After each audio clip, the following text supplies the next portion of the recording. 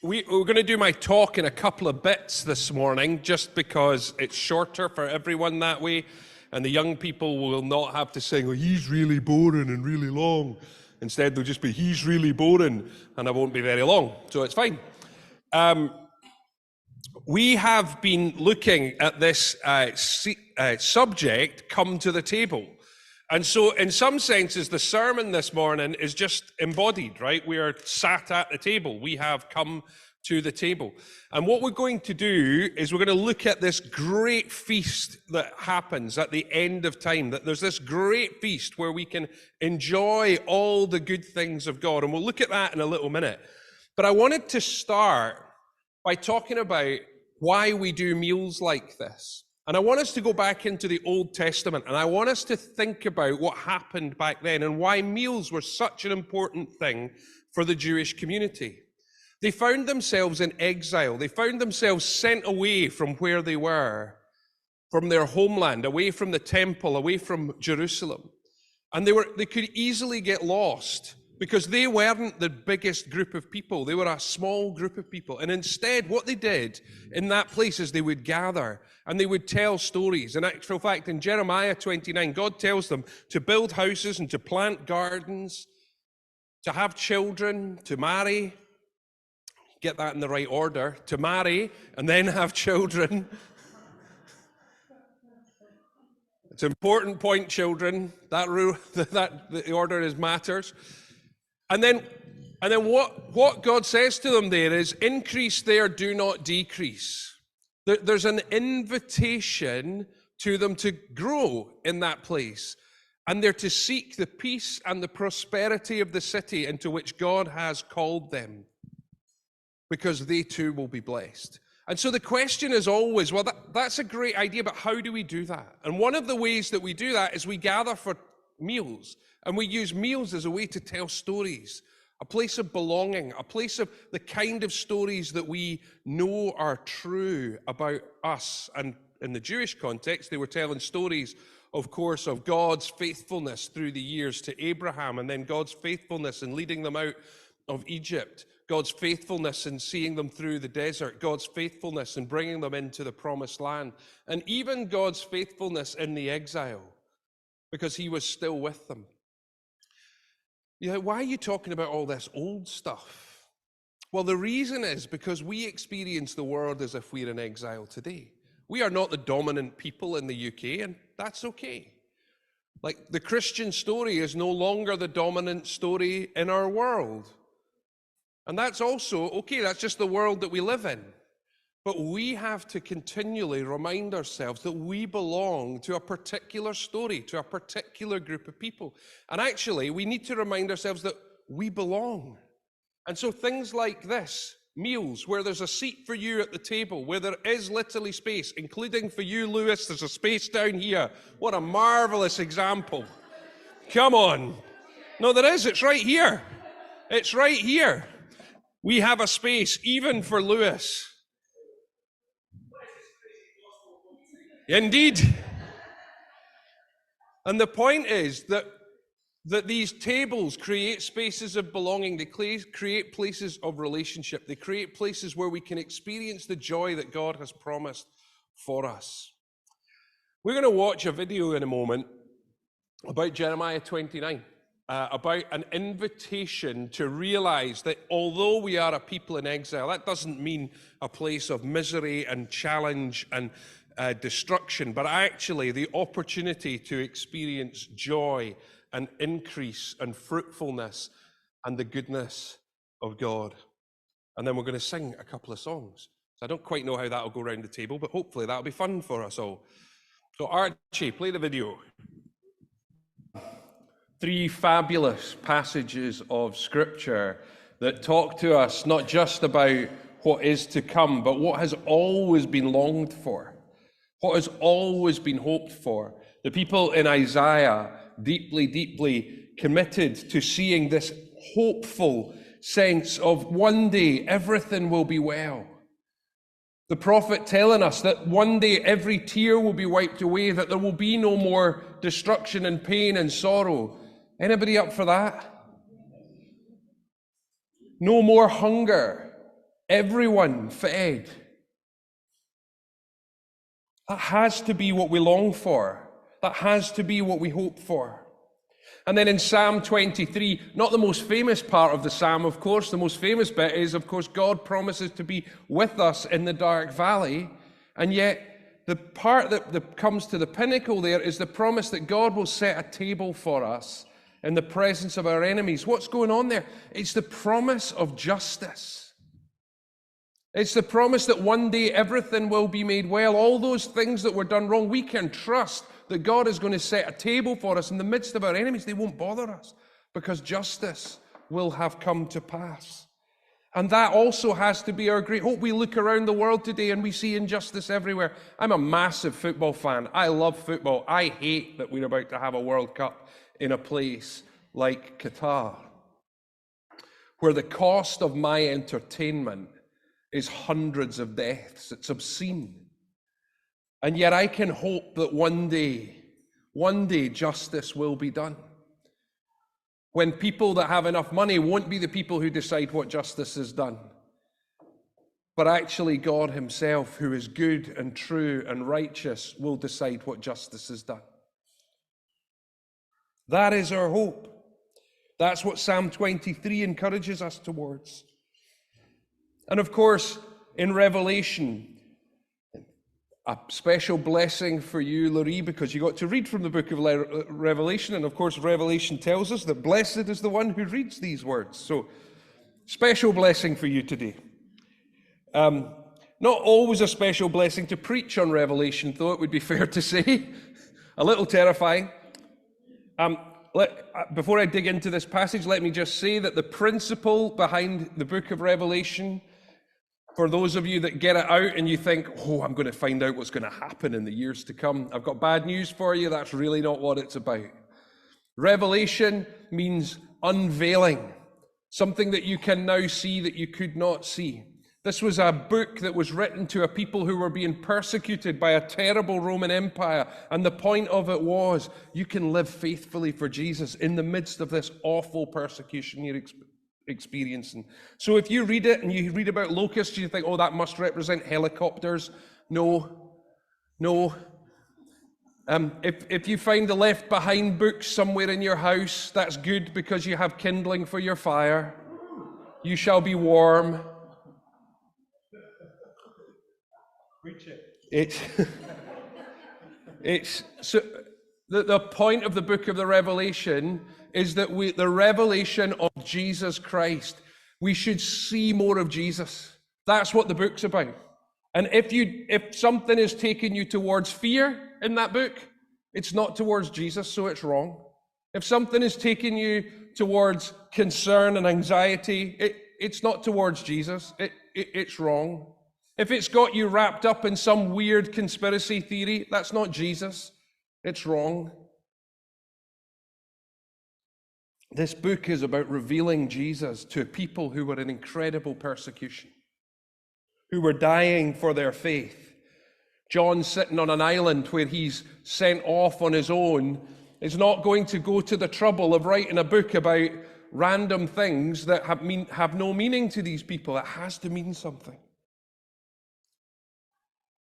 And if that's true, then we come to this great feast at the end of the book. The wedding of the Lamb has come and his bride has made herself ready. The bride throughout the book of Revelation and throughout the scriptures is the church. Not just Portobello Baptist Church. We are not the one true church.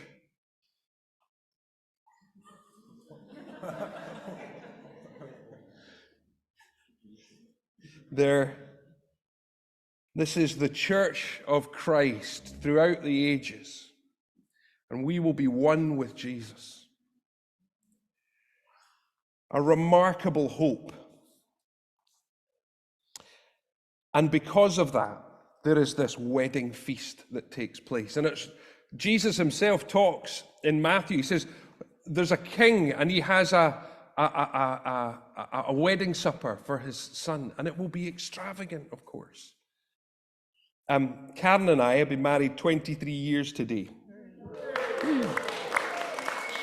I'm aware that all of that applause is for Karen for putting up with me that long. But 23 years ago, we threw a huge party. You were there.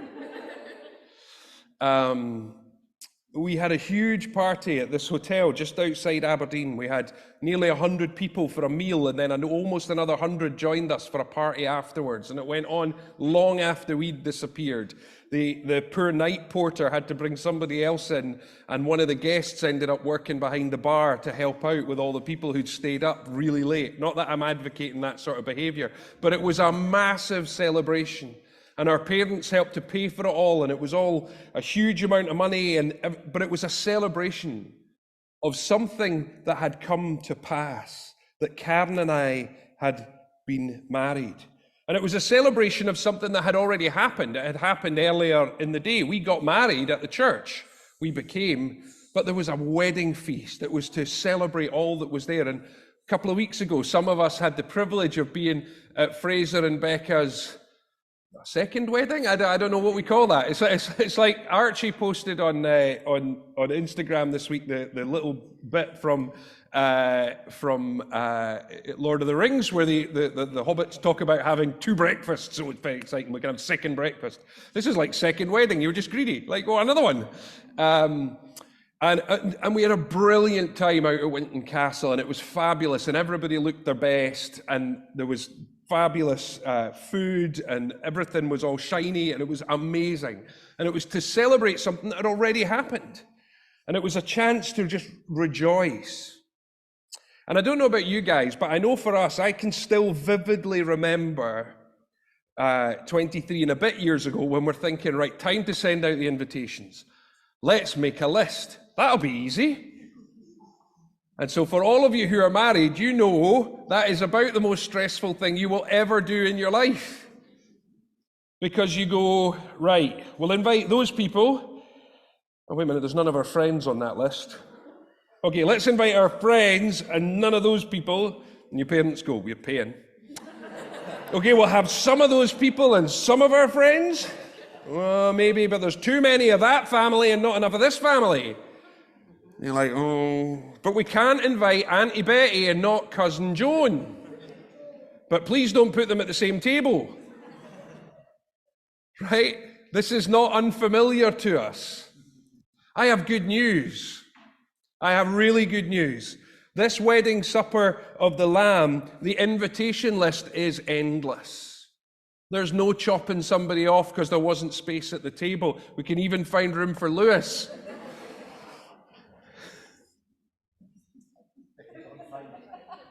If I'm on time, apparently. If you're on time. Stumbled in. Okay, I'm not sure I like this sitting around tables. People are interrupting me. It's terrible. This is a serious point, though. The invitation that goes out is to all. And if you get a wedding invitation, it's actually quite a joyous thing to get in the post, isn't it? Or on email as they come these days, typically. It says to you that these people value you, that you have some worth. There's a place that you belong, that they've got a special space at the table for you, and it'll have your little name badge. I mean, I'm sure we've all been at a wedding and we've gone to look at the table plan and you can't find your name on the table plan, right?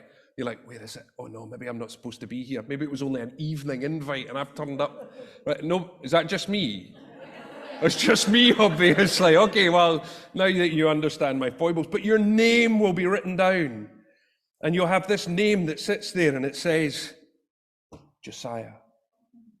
And there's a seat just for you. And for each of us, there's a space for us. But do you know the thing about an invitation? Is it's absolutely pointless if you don't do something with it. If you sit at home with your feet up, then like Lewis, you miss half the breakfast. Not that I'm suggesting he was sat at home with his feet up, but there's an invitation that comes to this great wedding, this banquet, where Isaiah says there's no more tears, there's no more pain, there's no more sorrow, where the Psalm tells us that justice and everything is going to be right. And the question is, do you want to show up? Do you want to come? And you've got to choose. But it is as simple as that. The invite's there. Jesus says, will you come? to this special meal? Will you enter into this salvation life that is offered to you, eternal life with Jesus? That's what this is talking about. And you have a choice. You have a choice this morning. The invitation's there for you. Do you want to come?